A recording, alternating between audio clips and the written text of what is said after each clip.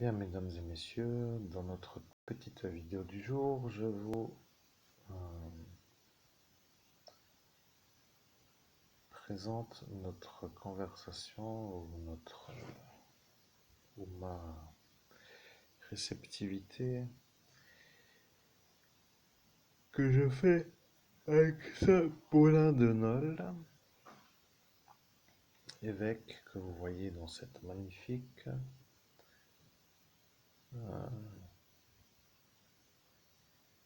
oui, dans ce magnifique vitrail. Bon, après, il est un peu là aussi, vous voyez. Je disais juste, chers amis,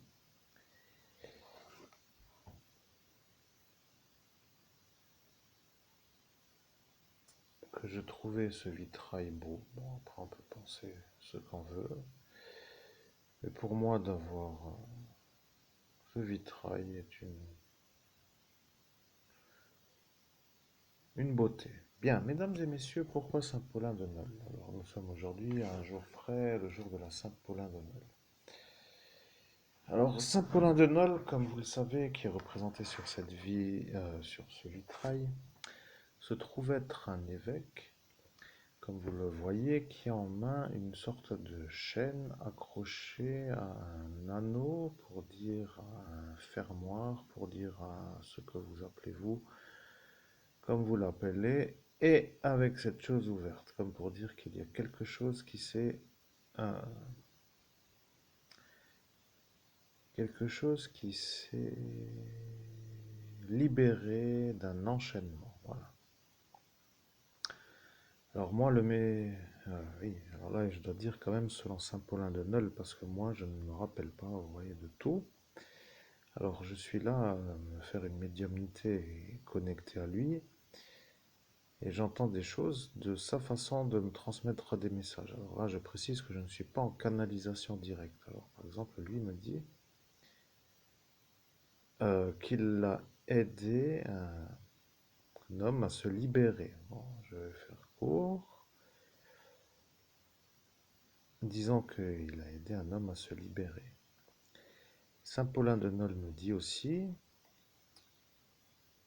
que bon, c'est un peu son domaine, qu'il a compris que j'étais harcelé par des malades psychiatriques, en clair des fous, qui sont protégés par des politiciens. Et il a un peu, Saint Paulin de Nol, compris aussi que si j'avais fait ma vie d'évêque catholique romain ou catholique, ça il n'a pas dit si c'était l'un ou l'autre, mais disons que si j'avais fait la vie d'évêque comme dans les ordres ecclésiastiques sur la manière de faire, eh bien je n'aurais pas réussi. Vous voyez? Donc en fait pour moi, qui suis l'évêque catholique, c'est un peu, quand même un peu étrange, vous voyez, je veux dire, la manière de faire, parce que l'évêque Saint Paulin de Nol me dit que si j'avais fait la carrière ecclésiastique, je n'aurais pas réussi. Vous voyez, c'est quand même incroyable, hein. Des fois, on peut se demander, mais pourquoi, enfin bref, tout ce genre de questionnement qui vient après cette affirmative, et donc, chance pour moi, oui, chance pour moi. Bien, mesdames et messieurs, nous sommes arrivés à 4 minutes. Je suis avec Saint Paulin de Nol, et lorsque je suis un homme qui canalise, je deviens celui à qui je me connecte, et lorsque je deviens un homme qui fait de la métabolisation, ce qui veut dire se connecter mais de ne pas canaliser, donc d'entendre les pensées transmises par la source à laquelle je me connecte, je deviens un homme capable de dire j'entends que l'on me dit que Saint Paulin de Nol me transmet ce que est à cet instant son message. Comme là, je le fais comme pour dire d'une manière où Saint Paulin de Nol ne s'exprime pas avec ma propre personne. Et je suis moi, et j'essaye en fait de faire un peu moins de performance, si on peut dire ça comme cela, sans vouloir faire cet objectif, parce qu'au final, des fois, c'est notre manière de faire de la médiumnité, tout simplement. Parfois, certains, moi, des fois, je me dis, je préfère être le canalisateur pour faire une canalisation directe, et dans ce cas-là, je diffuse un message qui est celui de celui ou celle que je me connecte, qui s'exprime à travers ma voix. Et lorsque je ne me fais pas une canalisation directe, mais que je me connecte à une source, comme pour dire un ou une, ici en l'occurrence un, eh bien j'arrive à entendre une genre de conversation mentale qui s'appelle un échange de communication. Bon, je sais que ça pour dire, pour les médiums, c'est comme ça, point.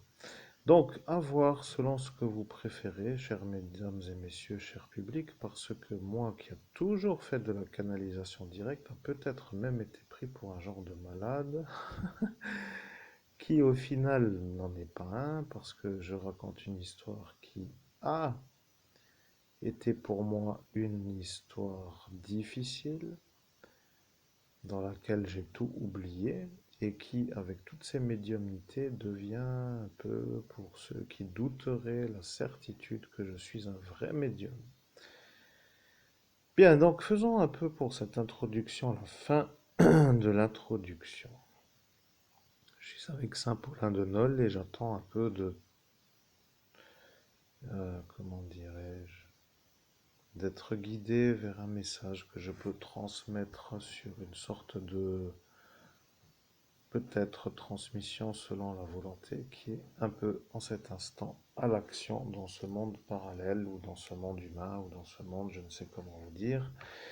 Ce qui veut dire aussi, madame, mesdames et messieurs, que lorsque moi je fais une médiumnité en canalisation directe, il n'y a pas de temps mort, vous voyez, de temps vide, parce que je parle, je parle dans mes médiumnités de canalisation directe. Et là, lorsque je suis un homme qui fait de la métabolisation, donc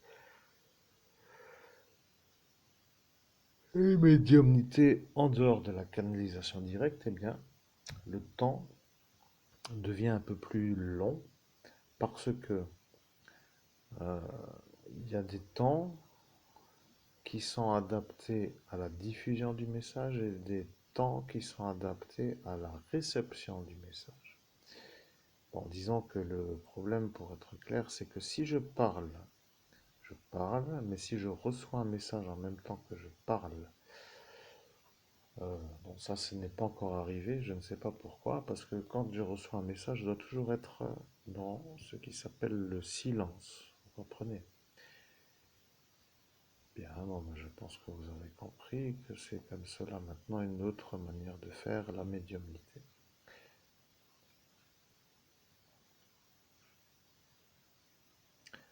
Mesdames et messieurs, à vous de voir alors si selon l'un ou l'autre vous avez des préférences, parce que c'est toujours aussi à vous de savoir si vous préférez avoir une canalisation directe ou bien une métabolisation de la façon où ça peut être un peu, pour moi d'ailleurs, même aussi plus relaxant, parce que je dois vous dire que lorsque c'est relaxant pour moi, c'est encore mieux. Vous voyez? Par exemple, là, si je suis en métabolisation, j'ai le temps d'écrire ce que le messager me transmet. Par exemple, ouais,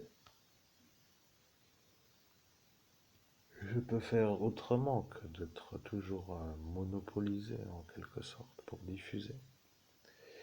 Bon, après, selon les paramètres qui sont les miens, ça me va l'un et l'autre, vous voyez. Mais parfois, il semblerait qu'un premier abord, ce soit pour moi un peu plus relaxant. La métabolisation, je vais vous dire pourquoi. Et même, je vais dire que je ne m'en rendais même pas compte jusqu'à aujourd'hui. Il y a tout ce qui s'appelle le piratage de canalisation directe qui n'est pas présent. Vous voyez, tout ce qui s'appelle l'effort de rester connecté, de faire attention à des sources qui me déconnectent, des cloches, enfin, tout ce genre de paramétrage, des endroits, des pots d'échappement, des genres de... Enfin, c'est un peu mystérieux pour l'explication, vous comprenez, mais à force, ça devient une sorte de... Je disais que c'était quand même la certitude, vous voyez. Il y a des gens qui savent faire la magie de certaines façons, et ils ont décidé de faire intelligemment pour eux, vous voyez.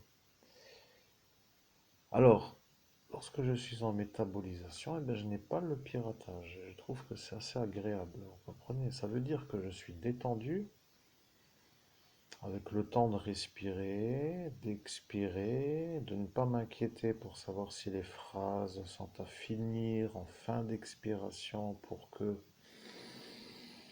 après avoir réinspiré à fond, je sois de nouveau prêt à diffuser une autre phrase. Parce que lorsque je fais une conversation avec mon esprit, je connais les phrases que je diffuse. Et ça, c'est un peu pénible. Vous voyez, je parle, je parle, je parle, je diffuse, je diffuse. Au début, ça m'agaçait très fortement. Maintenant, bon, on m'atteint plus trop, mais disons que c'est quand même parfois pénible. S'il arrive le piratage, après, en même temps, que ça décale tout le message, vous voyez, au final, après, bon, c'est pas trop dérangeant, mais quand même, c'est un genre de stress. Ce serait comme par exemple d'écrire avec un stylo qui est toujours à moitié plein ou à moitié vide, enfin, ou un genre d'inconvénient qui... Pourquoi j'explique ce qu'est cet inconvénient? Eh bien, je vais vous dire, parce qu'au final, oui, c'est comme de, par exemple, plutôt, et là, l'image m'apparaît, parce que j'ai une transmission, vous voyez, c'est peut-être aussi ça, l'affinage, pour dire se connecter. Alors, c'est comme, par exemple, regarder, aujourd'hui, ça n'existe plus, mais bon, pour ceux qui sont un peu anciens, ils savent ce que c'est. C'est comme, par exemple, de regarder une émission de télé avec une qualité de réception d'image de pauvre qualité. Vous voyez, par exemple, la neige sur l'écran. Je sais pas si ça vous parle, vous voyez. C'est comme pour dire, waouh, super, on regarde la télé ou on regarde, je sais pas quoi. Enfin bref, l'image est belle, le reportage est beau, tout le monde est content, l'image va bien, le son va bien. Et il fut un temps, parfois, où l'image n'était pas vraiment aussi belle qu'aujourd'hui.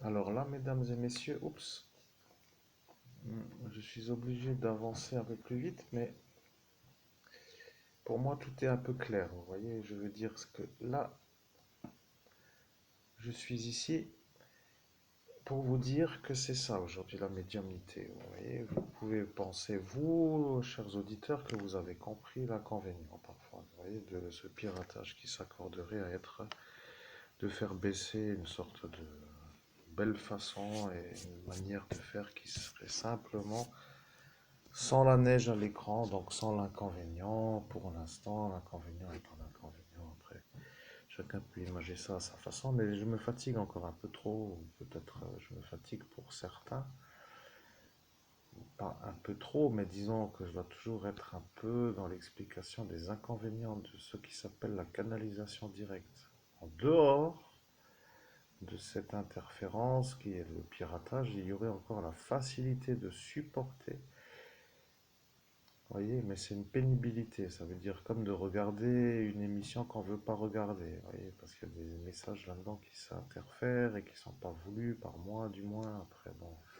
ça m'énerve de diffuser, de devoir faire attention, de prêter attention à l'instant où arrive le piratage, par exemple, quand la cloche sonne. Après, parfois, quand ces motos passent avec leur pot d'échappement, bon, c'est pas toujours dérangeant, mais des fois, c'est quand même un peu pénible. Et il faut quand même que je vous dise, hein, des fois, le message déjà m'énerve, parce que le message n'est pas toujours connu, vous voyez, alors ça devient un peu long et ça ramifie dans une lenteur, mais bon, c'est agréable. C'est agréable parce que, au final, c'est un message toujours intelligent, vous voyez, c'est toujours à ce point-là qui me fait penser que c'est toujours agréable. Mais L'énervement de la diffusion d'un message sans ennui n'est pas présent jusqu'à présent dans la canalisation directe, sauf à certains endroits. Et oui, il y a comme ça des endroits où on capte mieux l'émission, vous comprenez, il y a moins de neige à l'écran pour dire que l'image est plus belle. Bon, bref, après, vous comprenez que ce que ça est, donc l'inconvénient de la canalisation directe. Alors, la métabolisation, comme nous sommes aujourd'hui en métabolisation, ce qui veut dire pas de canalisation directe, cela veut dire la transmission de pensée entre la source et moi, pour dire entre l'émetteur et le récepteur. Vous voyez, il n'y a pas à cet instant ce qui s'appelle un piratage, parce que la pensée, eh bien, c'est très agréable pour vous dire la chose. Je suis vraiment en train de me dire que c'est très relaxant. C'est comme d'écouter. Bon, je ne sais pas comment je pourrais vous expliquer ça. Comment je pourrais expliquer ça? Eh bien, c'est comme par exemple si vous aviez maintenant à chercher par exemple la journée d'organisation de votre programme de demain, par exemple. Alors, vous êtes aujourd'hui, vous pensez à demain de la manière où faire votre journée. Alors, vous faites votre programme, vous voyez, vous dites demain matin, je dois faire ça. Arrivé à cet instant, ça, ce sera fait, et après, quand ça, ce sera fait, je pourrai faire ça, qui ne pourra que être fait à partir du moment où ce premier point est à faire. Vous voyez, par exemple, une manière de faire la journée par étapes intermédiaires pour arriver à finaliser sa manière de faire sa journée. Voilà, par exemple, vous qui êtes à cet instant en train de comprendre, alors si vous commencez à réfléchir, eh bien, vous commencez à vous mettre en route avec votre cerveau et vous réfléchissez. Tiens, demain, comment faire? Alors, qu'est-ce que j'ai à faire? Et après, vous réfléchissez, vous dites que si j'ai ça à faire, il faut que je m'organise pour que l'objectif prioritaire, et là, j'ai la petite féline qui miaule, c'est beau. Vous voyez, ça fait partie aussi des inconvénients parfois qui peuvent énerver. Alors, oui, et voilà, vous voyez, ce genre de détails-là, c'est toujours un peu parfois stressant. Donc, interférence de l'animal qui m'interfère dans l'explication, énervement peu important, mais quand même important parce que ça me décale de ma conversation que je voulais pour vous sans l'inconvénient. Vous voyez, c'est un peu ça qui fait que parfois les inconvénients sont dérangeants. Mais c'est peu grave sur la vie d'une vie, vous voyez, sauf que c'est comme par exemple d'avoir un chirurgien qui se rend compte qu'il a des outils et qu'ils arrivent un peu dans un genre d'état qui ne sont pas adaptés, vous voyez. Je ne sais pas comment vous expliquer ça. C'est le genre d'un petit inconvénient, de petits désagréments qui agacent. Bien. Oui, je suis là, mais je viens pas. Non. Je dois quand même lui dire que je veux pas que, hein. Bon. Et là, c'est parti parce qu'elle ne veut pas s'arrêter. Donc, je continue quand même.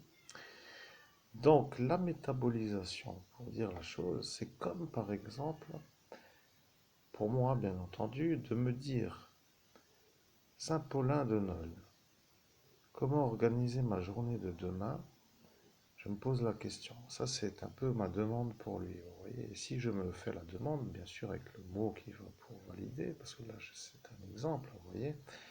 Je ferai par exemple, au nom de Jésus-Christ, Saint-Paulin de Nol, comment faire pour organiser ma journée d'aujourd'hui? Amen. Voilà. Et maintenant, Saint-Paulin de Nol me dit, en pensée, il n'y a rien à organiser pour aujourd'hui. Voilà, te voilà. Qui c'est qui t'a dit de rentrer là, hein? Maintenant, elle va me faire des bêtises. Aïe, aïe, aïe. Merci, mesdames et messieurs. Je suis obligé de faire une pause.